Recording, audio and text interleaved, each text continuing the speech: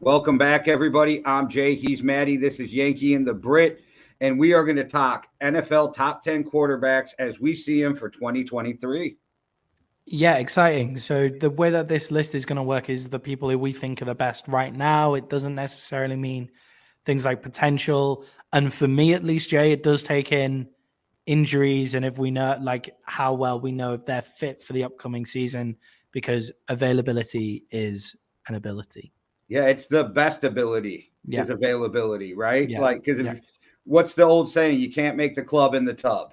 yeah, yeah. So, Can't buy a ticket. You can't win the raffle if you don't buy a ticket. If you there don't you buy a go. ticket, you can't win the raffle. That's the one.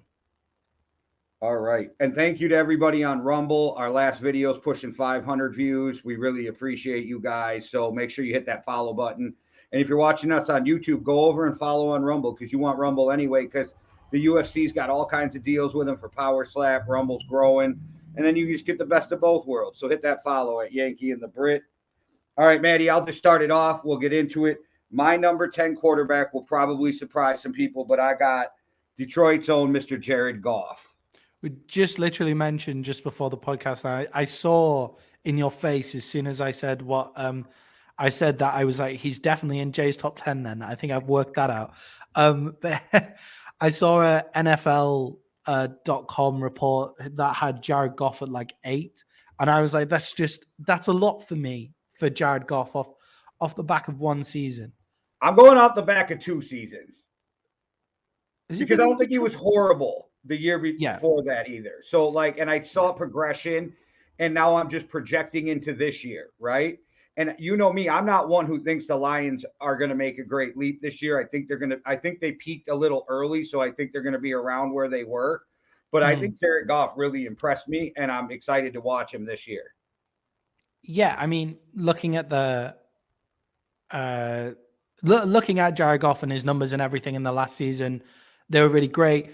They had a really creative offense. I'm not going to penalize people too much for being on great teams and stuff like that. And it's not like he was on a great team, just a really decent offense. I don't have as much of a problem with Jared Goff. At 8, it feels like a lot. But 10, okay, I have him at 12, 13 on my list. Okay. Who you got at number 10? Number 10 for me is Dakota Prescott, otherwise known as Dak. Yeah, I have Dak Prescott on my list at 10. I think last season, I think that the main hitting point at him is I saw a stat and he has 25 interceptions since 2021, which is pretty bad. But then you look at the other guys who've got 25 and they include the names of Patrick Mahomes and Josh Allen and people like that, who I imagine will feature in our list at some point. The only issue is with Dak, he had most of them last season and wasn't great in that playoff game. And by not great, I mean the Dallas Cowboys social media team said that it was his fault that they lost the game by saying we lose the game after Dak Prescott gives the ball away 2 times, which that's got to be Jerry Jones talking and putting a bit of smoke up his ass. With Dak, though, you get probably one of the best leaders in the NFL. And I don't care what people say, like Dak Prescott, one of the best leaders in the locker room in the NFL. You also get somebody who the rest of his time at the Cowboys has not been an interception prone guy. He has the longest streak in NFL history from starting his career before throwing an interception as well. And I mean, I know that was a while ago now, but he also has 2 4,000-yard seasons in the bank, and He's he got has 2 two? Is it 1 or is it 2? I'm pretty No, it's sure two. it's 2. Yeah, it's 2 in the I'm just bank. making fun of him for only having two. Yeah. We'll talk about the guy that you've got. Don't worry. He'll be mentioned. The guy who we're I going to think be talking about. everybody I got more than two though on this list. But okay. Dak's been injured, but obviously we do say that the best ability is availability and things like that as well. So obviously his injury is a worry, but going into a new season with new weapons, I trust him. Yeah, I'll hand over to you. I feel like I just spoke for a while, waxing No, you're lyrical good. about Dak. I had Dak at 12. Yeah, very similar to Chris Sims, who had him at 13. I imagine you didn't put Daniel Jones in front of him like Chris Sims did, though. No, I got Matt Stafford at 11. Yeah, I've got Matt Stafford at 11. So that like it, like honestly, that for me, the kind of 9 to 15 rate is kind of where he's at. 9 to 13 rate. If he's lower than 13, I'm a bit like, come on then, who have you got in front of him? Like, what have we got there? That 9 to 13 rate, I'm kind of okay with, given his last season and his injury prone nature. I do believe his leadership really puts him over the top. What do you make over the comments of that he said? He kind of threw Kellen Moore under the bus a little bit, saying that it'll be nice to go into the season where the whole offense is on the same page and things like that. I'm wondering what you feel about that. I think when you say something like that, you better come out and perform. Yeah, I 100% agree. I think it's very easy to throw stones at the guy who isn't there. It's like, and maybe it's true, but when you say something like that, you better come out and show what you were talking about. Especially when you're a leader. There is guys in a locker room who can say stuff and they're blow off comments, but not when you're one of the captains or the leaders of a team. You really got to watch what you say. So, and I feel like Dak's not a dumb guy, so he intentionally said what he said. Yeah, 100%. It was 100% intentional, and I think maybe he's liking Schottenheimer's scheme a bit more, but I don't know. I didn't see the justification in that during his time in Seattle. So it'll be interesting to see how the Cowboys offense operates. Who have you got at number 9? Trevor Lawrence. Trevor Lawrence at number 9. Okay. Yeah. Trevor To Lawrence me, at 9. he's the best young quarterback that's not in my top 5 in the NFL right now. Right. Okay. So that means you have a young quarterback in your top 5. Yeah, I mean, Trevor Lawrence is kind of like the embodiment of what a quarterback is. That's what a lot of people said about him coming out, and he's kind of showing it now. With Definitely, Doug Peterson. Yes, Doug Peterson is what he needed. His shit show of a rookie year was with finger guns himself, Urban Meyer. We all know how that turned out. Like Doug Peterson, we had both said it was the right man for the job when they hired him. To be able to show out after the season that they had the year before is very impressive, to put that on his back. And it's just testament to what everybody says about him being a great leader and quarterback ready and NFL ready. What really stuck out to me last year was he had that shit show of a game where he threw 100 interceptions, whatever it was, and then comes back and wins the fucking game at the end of the game, right? Like, he literally blocked out all those turnovers to make that move. And to me, that was super impressive for a young guy. Now, if we saw Patrick Mahomes do it or Tom Brady or Peyton Manning, you're like, okay, they had a bad game and got their shit together. To watch a second-year player do it, I was very impressed. In the playoffs, a second-year player to do it in the playoffs. Very, very impressive. What was it? 4 interceptions? Am I being ridiculous? Is that what no? it was? I think it was 4, wasn't it? That rings a bell. Okay. I don't know about it. 4 sounds so ridiculous, but that's what's in my head. I think it was. It sounds insane to throw 4 and then win. Let's have a look.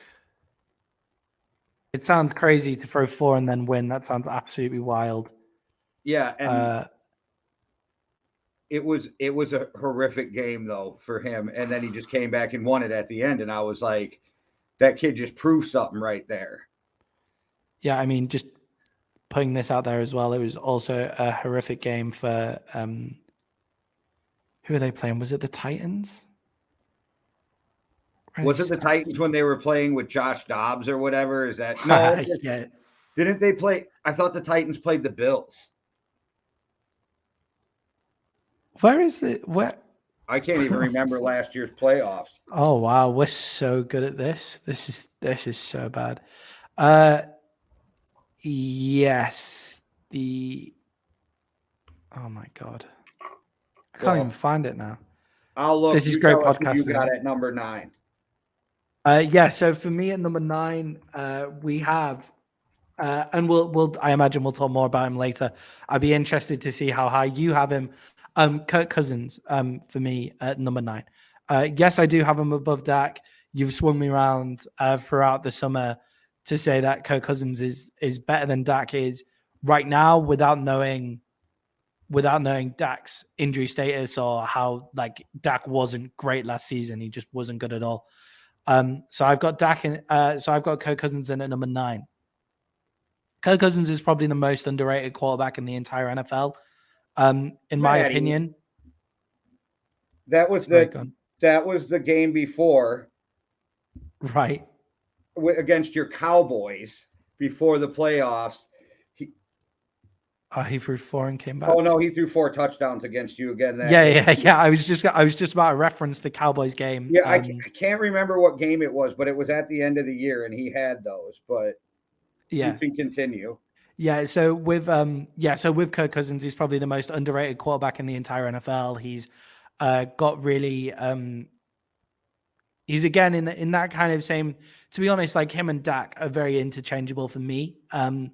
A lot of the time in a lot of their skill sets as well. Kirk Cousins, if you put what's happened here is Kirk Cousins has been given a good system, and he works really, really well inside the system with KOC.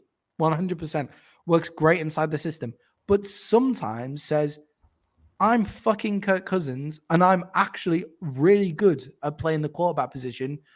Justin Jefferson is over there, and he's fucking unbelievable at playing wide receiver as well. So fuck the system. I'm throwing this to Kirk Cousins. I'm throwing this to Justin Jefferson, and it goes fucking well every time. And by the numbers, he's one of the most accurate quarterbacks in the NFL.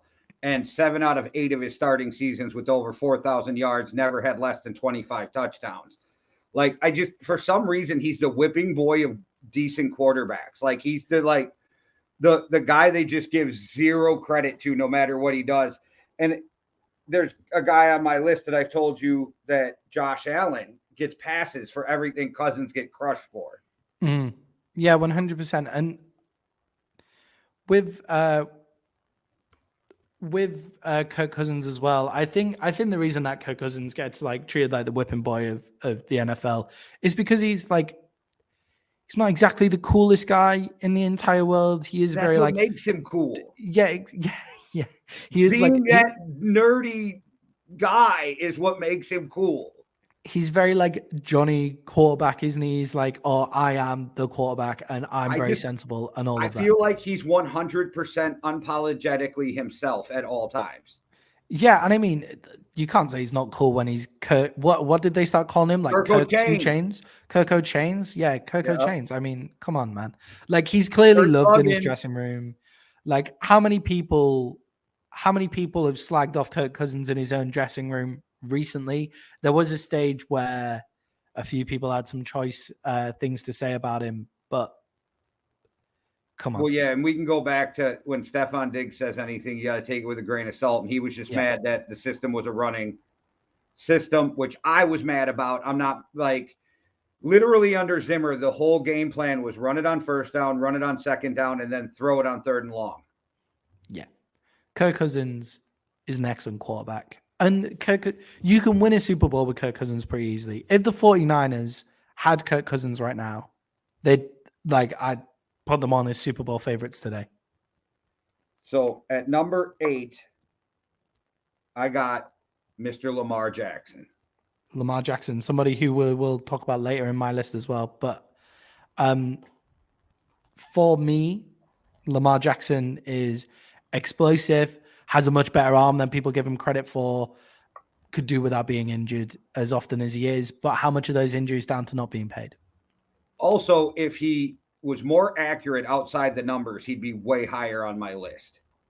So this year he's going to get a chance with Zay Flowers and OBJ and, you know, the receiving core he's got there to make a jump. So we'll see.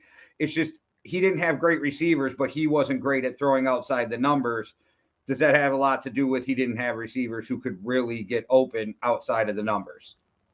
Yeah, I 100% agree with that. And Lamar Jackson is the archetypal, maybe outside of Michael Vick, but the archetypal guy where it's like, no matter what is happening in front of me, I can win this football game because I can either throw us to the win or I can run us to this win. Like, and it's not somebody else who will mention, I imagine he'll be on both of our lists, Jalen Hurts.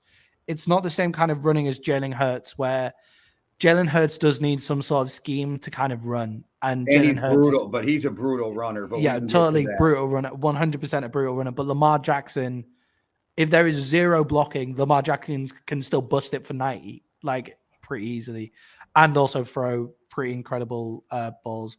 At number 8 for me, we've got Trevor Lawrence, who's somebody that we've already spoken about. I just think he has something extra in that arm that Kirk and Dak don't have. And I know we're not projecting too much on potential, but I think going into the next season with the learning that he made in the second season, he'll take another jump forward, which will take him above guys like Matt Stafford, Dak Prescott, Kirk Cousins, that kind of realm of quarterback. I do have one guy that's on my list yet we'll get to that is a lot of what I think he can be more than what I see him as a great quarterback, but I think he could be more. I got no problem with Trevor Lawrence being at number 8. And at 7, I got Kirk Thuggins, Kirk O'Chains. Let's get it done. And a lot of it has to do with do people see the weapons this guy has this year? And it's another year in a new, like, this is only Kirk's second time in his whole career having the same system 2 years in a row. Wow, that's pretty crazy when you think of how quickly he dissects a playbook and things like that. Is pretty amazing. So I'm excited with Kevin O'Connell's vision. I know you either love him or hate him. I think Addison was a great addition with the receivers we have, and all reports saying KJ Osborne's balling out, and he has not given up that number 2 spot. So that competition is good. TJ Hawkinson came in at the middle of the season and had to learn that, like, this team is just going to get better. So I think the system is really going to help Kirk this year. There's such a massive narrative, which I think you've kind of hit on a little bit here, of the Vikings can't win that many one-score games the next year. They can't win 13 games because they have so many one-score of your 13 games by one score. You can't do it. You're right. We had a point differential against us. Right, that's so right. That's so right. So people are saying you're going to get less wins because of that. Maybe. Well, hang on. 11, 12. But hang on. Second year in a same system. The weapons have more time to settle in. Kirk Cousins has more time to settle in. Hopefully, you'll improve that defense. It can't get any worse. Some way it can't get worse. So, and the defense, I think, was kind of a downturn for them. The thing too. So I watched this. Pete Burchess is a retired Viking who does a lot of the film work on the YouTube for them. And he was pointing out that if you watch our defense, like, it was third down last year that we were just horrible because we didn't get up in anybody's face. We didn't blitz. That's what Brian Flores is known for. Like, he's going to get up in your grill. He's going to blitz. We were 31st. We can't be worse. But my thing is you can have a better season with a worse record. They could win 11 games instead of 13 and still be a better team. Yeah. It's just this idea that, they can't win. What I struggle with is this idea that they can't win that many one-score games, and that's totally true. But if they're better, then most of those games won't be one-score games. It won't be 13 one-score games. Like, maybe those one-score games turn into 2 3-score games this year. Like, I don't understand how people are saying it's going to regress and go the other way. I'm just like, everything in the Vikings locker room seems to have gotten better in this offseason. Like, not massively better. People are upset about the names too, like Adam Thielen. I love Adam Thielen. This is not a shot at him, but what did he do last year? He didn't have much production. Like, they let Eric Kendricks go, but with class, because, like, you're a little slow. You don't fit our defense of 3-4. You were more of a 4-3. We're going to let you go early so you can go sign with a team before free agency. And then they're like, well, you traded away one of your best pass rushers in Smith. We did. But what people don't understand is there's Jackson and DJ Wanham are guys that most people probably haven't heard of, but the Vikings are very excited about these young guys. Yeah, and with the Vikings as well, I think those young players on the defensive side of the ball have also had an extra bit of time in the system. And I think kind of a big bit of what happened is your big names who still have the talent had a down year. They just seem to all have a down year all at the same time. So I'd say the Vikings probably will be around the 12, 13 wins And in they this went from a season. 4-3 to a 3-4. So they had Yeah. to get rid of some guys and bring in guys who fit that system better a Yeah. year later also. Yeah. I'm not expecting miracles on the defense, but as long as the defense is better, I think the offense can't do anything but get better. Yeah, and it's just you get to that 12, 13 wins seems about right to me looking at it now. For me at number 7, I have, and this is probably the lowest he'll have been on this list since this be now the 3rd year that we're doing it, the 2 and a bit years that we're doing it. Aaron Rodgers at 7, for me. And that's because as I look through, the guys that are above are all guys that I think, no matter what the situation, would win the game. Go for it. 7. Go off. Go No, off. I'm not. I'm just shocked. 7. Like, okay. It's not that You'll I don't see why I'm shocked, I guess, in a little bit. Do you know what? Looking at this list, we are in a QB golden age. Like, I look at it at 7 and I don't feel guilty about it at all, just because of the guys above him. He's and a I'm just 4-time MVP who's a season away from winning 2 in a row, a season removed from winning 2 in a row. Yeah. Like NFC championship games. Like I just shocked with 7. That's all. I'm just shocked. It doesn't mean that I think the guys above him are going to have a better record this year. It's just if I was say the Texans right now, I would want the 6 guys above him more because I think they'd have the ability to kind of win a game by themselves with everything crumbling around them. That doesn't mean that I don't think Aaron Rodgers could do that. It's just I think Aaron Rodgers might need a bit more, say a decent offensive line is something that Aaron Rodgers would need. And something that I hope this happens for Aaron Rodgers this year, and I hope it was just a Green Bay thing, but I want to see him let the ball fly more. He started to take more underneath routes and things like that. And that could just be a scheme. And when you have guys like Garrett Wilson and all of that kind of stuff, it kind of hurts when you got a bunch of rookies and Devontae Adams left the building. Yeah, exactly. That's what it is, but I just want to see him take the shots this year and go forward on that. Okay, random thought, and we don't have to get off on it too much. Rumors came out today that the Jets are interested in trading for Dalvin Cook. All right. So I'm saying putting him with that because Breece Hall's still injured and But at number 6, this is the guy I'm like, there's a little bit of potential to this, right? Because he's played great if you watch him, but his team isn't always as good as they should be, which I think is a lot of coaching, but I got Justin Herbert at number 6. Okay. Do you know what? I don't think there's a lot of potential to that. I think Justin Herbert has already shown that he's great. We'll talk more about, but until you get the right coaching, we're never going to see how great, right? So I think there's more potential to what he is. Yeah, it's if people I never understand why people treat wins as a quarterback stat. It's a team sport with 53 people in it. You know how many times I've heard in those groups, Kirk Cousins lost the game. Wait, the Vikings didn't lose the game. Kirk Cousins lost it by himself.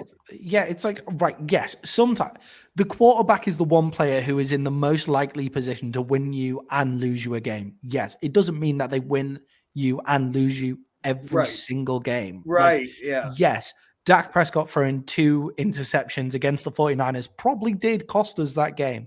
However, the game against the Commanders wasn't lost because of Dak Prescott. It was because of drops and that kind of stuff. And with the Vikings playoff loss, Kirk Cousins played well. It wasn't his fault that our defense made Danny Dimes look like the next coming. Seriously. Yeah, made Danny Dimes look like Chris Sims should have him at 11 in his top 40 quarterbacks list. I like Justin Herbert. We'll talk more about Justin Herbert in a bit. But Jalen Hurts is number 6 for me. Okay. The reason that I've got Jalen Hurts at 6 is show me more. Like, show me again. Maybe not show me more. Just show me again. Show me that you can do it again. Obviously, he's shown us it in like...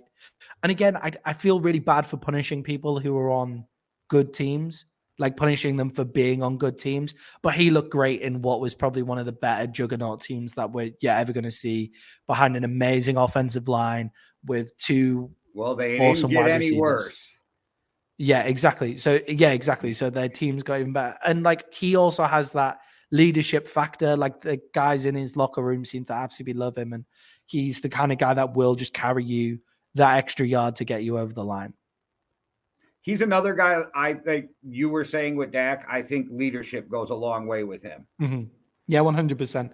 Leadership goes a long way with him. And do you know what? He's kind of at the point where Dak was in his like second, third year, where it's like, right, Dak's on a good team and shows that he can run and pass the ball to a high level. He's shown that he's accurate. He's shown that he can easily put up a 400-yard game if he needs to, right?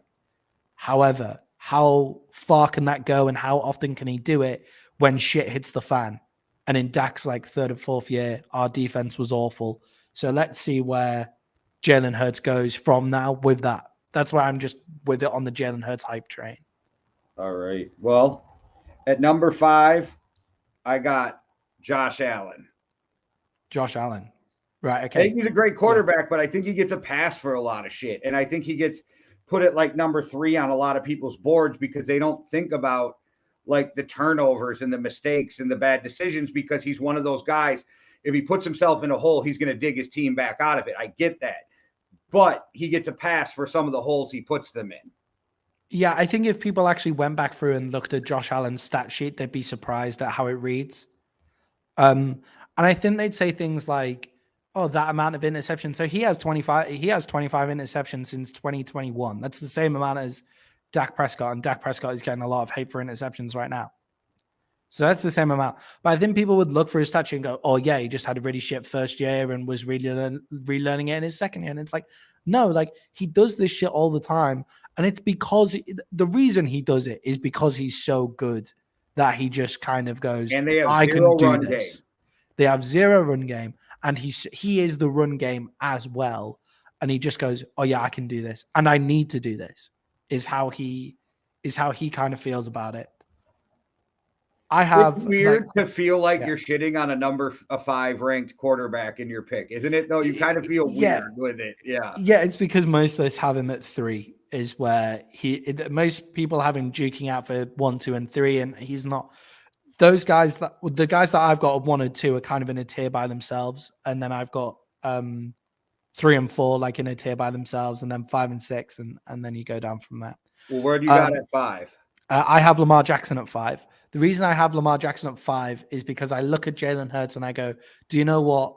Lamar Jackson can do all of that, but with a more explosive nature in terms of the run game. And he doesn't have the leadership qualities of Jalen Hurts, but if you put Lamar Jackson in that Eagles team, like that run game is ridiculous. And Lamar Jackson can make all of those throws as long as he's healthy. No, I don't have a problem with it. And I think he's got a lot more talent this year to go along with what he had. So we'll see if he can make that step. For me, my number 4 guy is Jalen Hurts. And it's because I expect to see him back in the NFC Championship game this year. How much, right? And how much of that is because of his team and how much of it is it because of his quarterback play? I think he's an amazing quarterback that they built a system around. So, like, I believe they built this system for him. So he does exactly what he's supposed to do. So if you put him somewhere else, maybe he's ranked different. But with the Eagles, I just keep seeing growth. I really like his decision making, and he's another guy who is very accurate. And you can't argue his leadership because you watch it at 2 stops in college, you watch it in the NFL, you watch it. They wanted every reason to get rid of this kid. And then just finally paid him $50 million a year. Yeah, I'm not upset with him at 4. And he's a really good quarterback, really good kid. I say kid, he's the same age as me. He's really good at what he does. And you're right, like he fits into that team perfectly. That team is a team of leaders, and they're not putting up with any bullshit. Hence, Carson Wentz getting kicked out of the locker room, basically. They're not putting up with any bullshit and stuff like that. And Jalen Hurts fits that dynamic perfectly. And you're right, he kind of makes the dynamic around him. And number 4 for me, I have Josh Allen. I think Josh Allen's arm is just undeniable. It's like you just look at that arm and you just think, fuck. Like I think most coaches in the league would look at that and just go, holy shit, what I could do with that arm. You know, like the offenses that I can make around the guy that is that big with that arm. And like his decision making is sometimes questionable, but it is better than what people give him credit for. A lot of people in the last season have kind of said, oh, his decision making is all up to Brian Daboll because of what Brian Daboll's done with Danny Dimes and stuff. And it's like, okay, Danny Dimes is basically running a run first offense in New York. So that takes a lot of the decision making away from him. Like I said before, I'd like to see how Josh Allen plays with a running game. Yeah, I imagine Josh Allen with pass action. Yeah. Or an RPO offense. I thought they were going to jump on the Dalvin Cook trade. I did. I thought they were going to pair him with his brother. They were going to give us like a 4th round pick and it was all going to be over with by now, but it never happened. I just don't understand why they don't take the flyer on that, to be honest, on just a good running back and just see what happens. Take Dalvin Cook or Derrick Henry or just someone like that. Just make people an offer. Because running backs are a completely devalued position. You're not going to lose much. Yeah, it's just I think it's for Dalvin Cook. I think nobody wants to pay him that $10 million. Well, you know, it would just be interesting to see what you've got. It would be interesting to see what they've got there with that. Yeah, with Josh Allen. So for I got a whole theory on that you and I can talk about after the show, and then we can do a show about it on why some of these running backs haven't been signed yet. Okay, sounds good. So at number 3, I got Joe Burrow. And number 3, you have Joe Burrow. I'm trying to work out how your number 2 is. I've just worked it out. I've worked out how your number 2 is. Yeah, Joe Burrow, leadership, arm talent, dog, reads the field well, and he carries that team through a brick wall. Yeah, he's an amazing quarterback. Yeah. I didn't know how he'd be after having one great year at LSU. I was a little like, can he, like, you know, and then he had to transfer to play. And it's like, wait, you had a transfer, so those guys from Ohio State were ahead. I'm still not sure how the fuck he got beat up. That's a whole different story by, you know, the Ohio State quarterbacks that, like, you couldn't beat out Justin Fields. Like, you really. Yeah, I'm doing a lot of work right now. I'm writing an education course. I'm doing a lot of work right now on the differences. It was the coaches had favorites. That's what. There's the differences between environment and how there's some people who say like, oh no, all education is from within and all learning is from within, and some people say it's all about your environment and things like that. And I'm on the side of the environment, and sometimes people just need a change of environment and it just opens things up for them. Yeah, no, 100%. Joe Burrow's an amazing quarterback. I would not be shocked if they're like one of the people fighting in the AFC, but the AFC is going to be a freaking dog fight this year. Yeah, like the quarterback talent is absolutely unbelievable. And my number 3 is also part of that quarterback talent in the AFC. Justin Herbert, for me, at number 3. I just think I look at him and I get the same feeling as you do with Trevor Lawrence, where you see like that is everything you want your quarterback to look like. But Justin Herbert is also an animal. He's probably one of the smartest guys on the pitch every time he takes the field. I can't remember what his degree is in, but it's in something ridiculously impressive. His arm talent is wild. And he's showing this in a coaching system that is awful. Can we stop like giving young NFL quarterbacks defensive head coaches for real? Yeah. Like, people don't realize that some of these kids who don't make it and they're like, he's a bust. It was the development from the team that let them down, not always the player letting the team down. Mm-hmm. And I think if you're drafting a young top quarterback, you better have a young, not even a young, but you better have a great offensive mind that can help him become a great quarterback. Yeah, it's like, I don't mind if you have a guy who walks through the door. So say you have Justin Fields who walks through the door, right? And you're thinking, right, this is going to be run game oriented. Like, I think having the defensive head coach has fucked over Justin Fields because it's also the Bears, which is just a wildly defensive organization. They've never had a quarterback who's thrown for over 4,000 yards. They have only had one quarterback they've never had a quarterback who's thrown for more than 30 touchdowns or something like that. Like an absolutely ridiculous stat. No, just not even Jay Cutler. Like some absolutely ridiculous stat like that. It's absolutely insane, right? And like all other 32 teams in the NFL have done both of those things. But then you also have Justin Fields, who's like, you're going to make a run-first offense around that guy because that's what he's good at. Okay, defensive coach breeds into that. You kind of get it. You get Justin develop him, and then if you have a good offensive coordinator, they're gone because they're a head coach. Yeah, and like it's different when you so the Jets. I think they might have fucked up Zach Wilson with Robert Saleh, and I love Robert Saleh. But now when you have Aaron Rodgers, you can have a defensive head coach. Yeah, that makes sense. When you have Patrick Mahomes, you could have a defensive head coach. But when you got a young guy and a young kid you're trying to develop, I don't understand the defensive head coach. Yeah, and when you get a guy like Justin Herbert who walks through the door, and I can't imagine that on his first day of training camp, people didn't go, oh shit, this is the guy. You know what I mean? Like, I can't believe, like, that's got to have happened. He must have walked through the door, thrown his first 10 balls, and people have gone, here we go. Here we fucking go. Sack your head coach immediately and get an offensive head coach right away just there. It's really ridiculous. Okay. Who've you got? Number 1 and 2, I have the way too early prediction of this is our AFC championship game. And at number 2, I have the Mr. Aaron Rodgers. Thank you. You are no longer in my division. Yeah, I mean, for me, he's a year removed from 2 MVP seasons. He's been to how many NFC championship games with the franchise that wasted him and Brett Favre? Let's be real. They had 30 years of Hall of Fame quarterbacks and only have 2 Super Bowls to show for it over the 30 years. I think they were late getting rid of McCarthy. I think they were bad for hiring Gutekunst.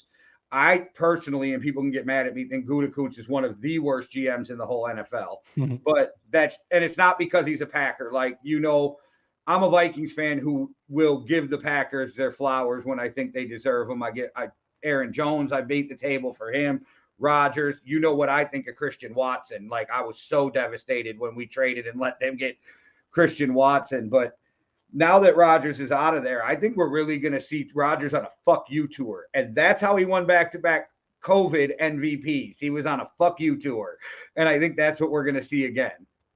Yeah, I just think with Aaron Rodgers, and don't get me wrong, I would not be surprised if he came out and won the MVP. Like, for me, he can easily slot in anywhere between 1 and 7 in this list. And I think it depends how he comes out this season.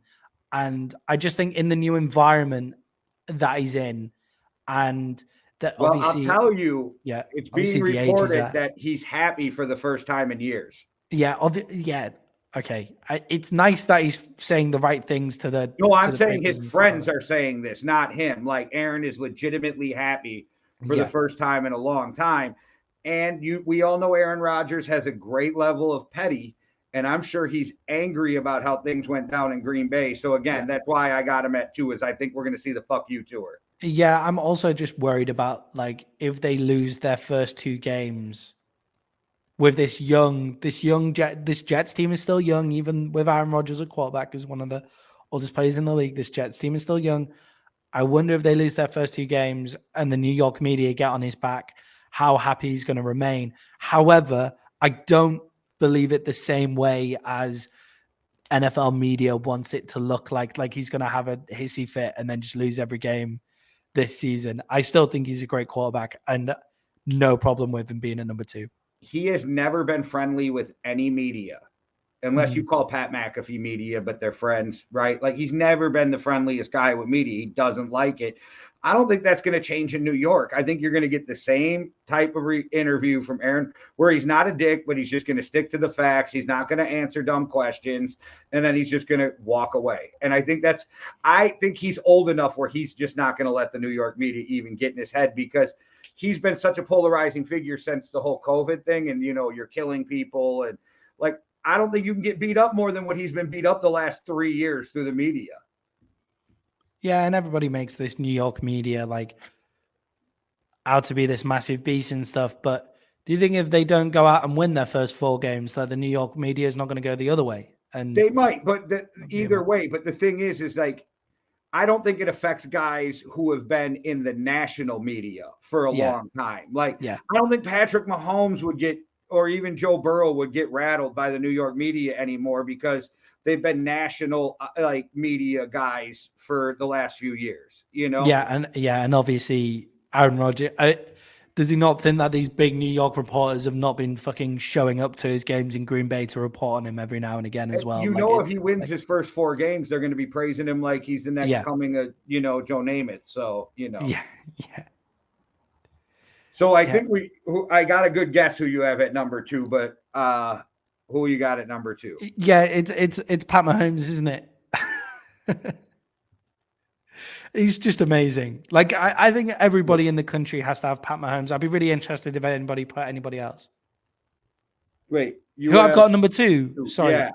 Sorry. Joe Burrow. Okay, that's what I thought. I just thought you said you had Pat Mahomes at number 2, and I was like, I thought we'd gone over. Sorry, I thought we'd gone over. No, that's because right. we spoke about Joe Burrow already. I thought we'd gone over him, but no. And so then for me, Joe Burrow is at number 2, and then Pat Mahomes is at 1. We both have Patrick Mahomes at number 1 for obvious reasons. He's Patrick fucking Mahomes, and Is he already a Hall of Famer? If he retired today, is Pat Mahomes a first ballot Hall of Famer?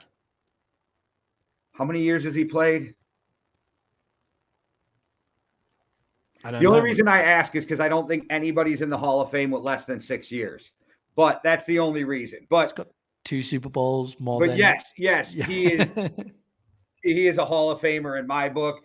I mean, for him not to be a Hall of Famer, he would just have to have a shit rest of his career, right? I mean, and then you still might get in. I think if Pat Mahomes had a terrible rest of his career, 1, that'd be a wild surprise and ridiculous.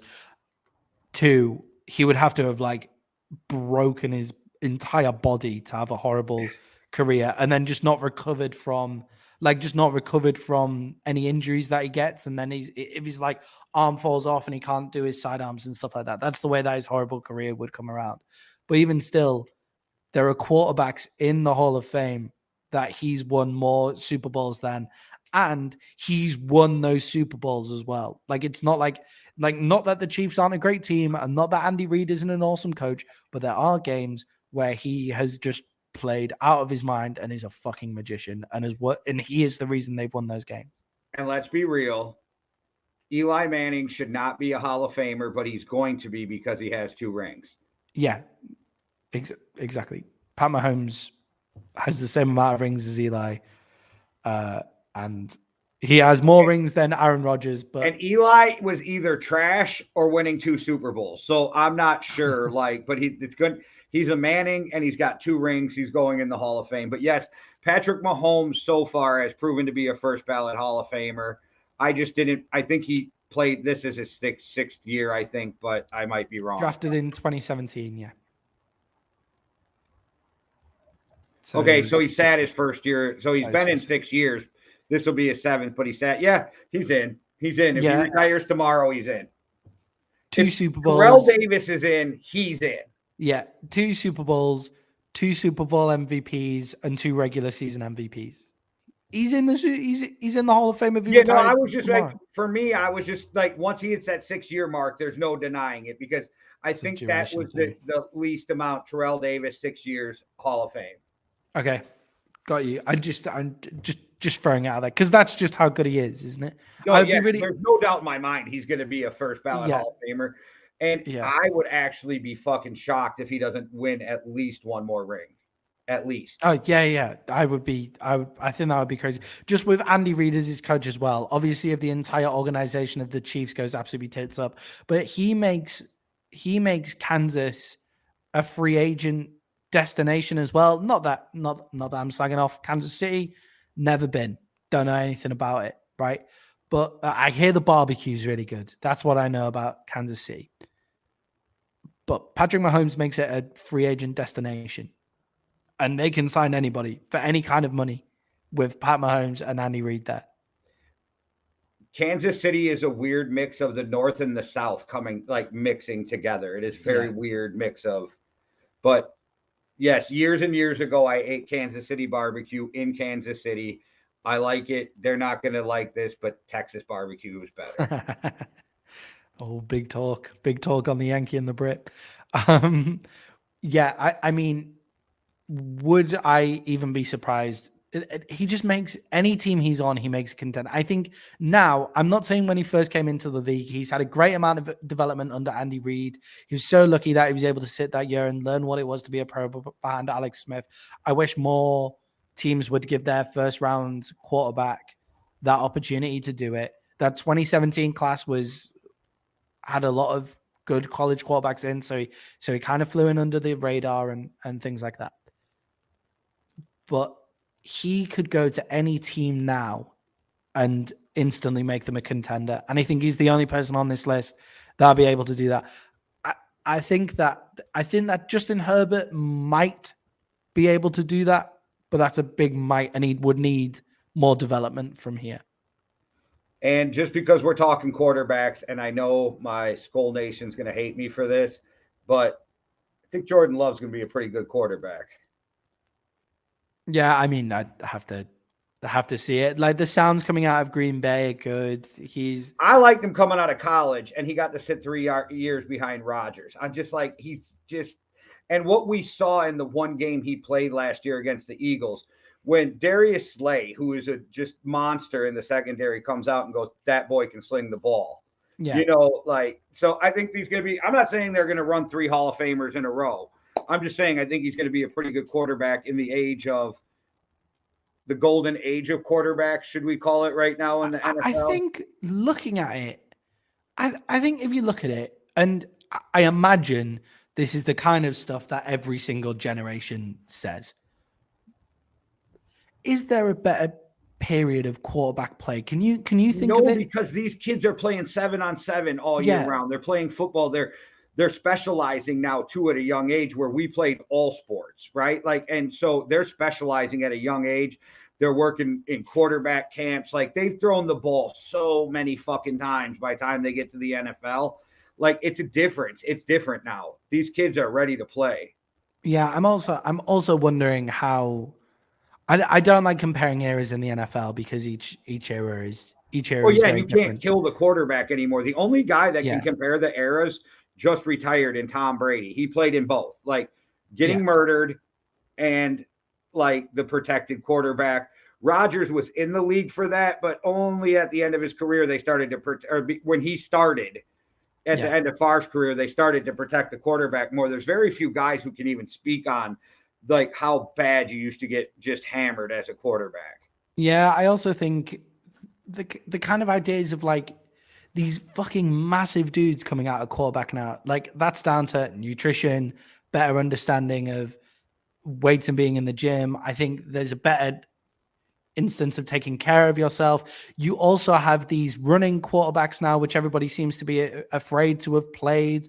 And you have coaches now going, I'm going to build this system around the player instead of trying to make the player fit my system, which was a big thing back in the day. And you also have the whole like the stigma of like having a black quarterback and stuff isn't really a thing anymore. An RPO game, RPO games. It's like, just a different game. It's a totally different game. So it's really difficult to compare the eras, but I can't think of a time where there's been this quality.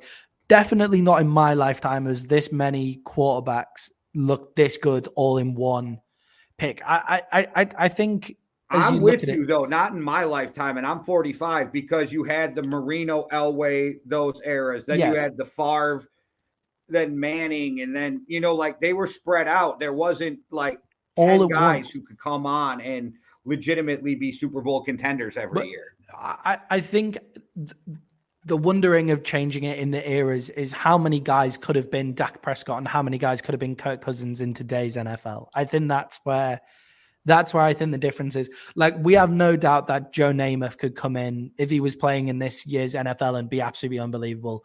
John Elway would be absolutely unbelievable. It's how many guys underneath them Yeah, were see, I kind think of the this good. reverse would be easier. I think you could put a guy like Kirk or Dak back in the 90s, and they would have been better than those 90 Yeah, middle of the road quarterbacks would be now. I think maybe that's a better way. You're right. I think the 10th best quarterback in the NFL is probably better than the 7th best quarterback in the NFL back in the 90s. That's what I'm trying to get at. It would be Okay. interesting to go back through and have a look at how, like, there's no point in comparing Pat Mahomes and Joe Namath or John Elway or Peyton Manning. There's no point, because the game's totally different. There's no need to do it. Probably the top 3 quarterbacks. And if you in really all had the to eras. compare it, it would be like Patrick Mahomes is the modern day John Elway. Yeah, exactly. Same style, but more prolific. There's no point. There's no Right. point of doing that. It's when you get down to the nitty gritty of the guys that, like, do you know what? The backup quarterbacks in the NFL today are definitely better than backup quarterbacks in the 90s. 100%. It's hitting that range where you're going from like 40. That's where Chris Sims takes it down. 40 to about 7. All of those guys, and comparing them to the 40th to the 7th best quarterback in the 90s or stuff like that, and going, yeah, I think this generation is way better quarterback. But like we said, they've been training since they're 9 now. Not like, you know, like Elway was a 2-sport athlete. He could have played for the Yankees. Yeah, like the other way around that you do it is you have to bring the guys from, so like you bring, I don't know, like Donovan McNabb. You bring Donovan McNabb and you say, there you go, you've had the 10,000 passes guys and stuff. Who might be better now than he was in his era. Yeah, 100%. Like, that's why I picked him. I was like, yeah, Donovan McNabb. If you took like a Donovan McNabb and picked him up and put him in today's NFL, Michael Vick, yeah, exactly. You take guys like that and you go, right, okay, they would probably break into the top 5. And then there's guys, Steve Young, Elway, all those greats. They're going to play no matter what generation it was. They are going to succeed. It's if you give those guys who was the backup to John Elway. So if you have the backup to John Elway, Ryan Greasy suck balls, but okay, right? Yeah, but if you said to him, from the age of 9, you're going to start throwing a football and you're going to specialize in football. Hey, that's a bad example because his dad was an NFL quarterback, but I get what you're saying. Right, but how close would he be to Jared Stidham? Like that kind of guy. Right. Like, you know what I mean? Like, how close would they get? This is a podcast for another time. I'm totally going off on a tangent. But it's an interesting point because there's always this argument, and I'm with you. It's hard to argue generations. It's like basketball. I am not trying to argue the generational difference between Bill Russell, Michael Jordan, and LeBron. It's insane. Yeah. It's 3 different it's almost 3 different sports. It's changed so much. Mm-hmm. Yeah, there's just no point. There's no point of comparing the top guys. You need to, if you're trying to decide what's the best era, don't compare the top because they're all amazing no matter what, right? Right. You get right into the fucking nitty gritty and you say, if the backup for the Jets in the 1992 season threw 10,000 passes before he was 17 years old, would he be as good as Zach Wilson? Right. That's where you're at. That's where you're at with those kind of things. All right. Well, we made it through another episode. There is our top 10. We'll be coming back with more because we're in this off-season weird lull. So we'll come up with some more interesting topics for me and Maddie to talk about. But I think somebody just said that we're 100 days away from the NFL. So wow, that's exciting. Go subscribe to us on Rumble. We need more subscribers on Rumble. We're going to put exclusive content on Rumble, so you'll go subscribe to us there. So go check us out. Download the app, subscribe to us on Rumble. All right, everybody. Thanks for watching. One world, one love. Deuces. Cheerio.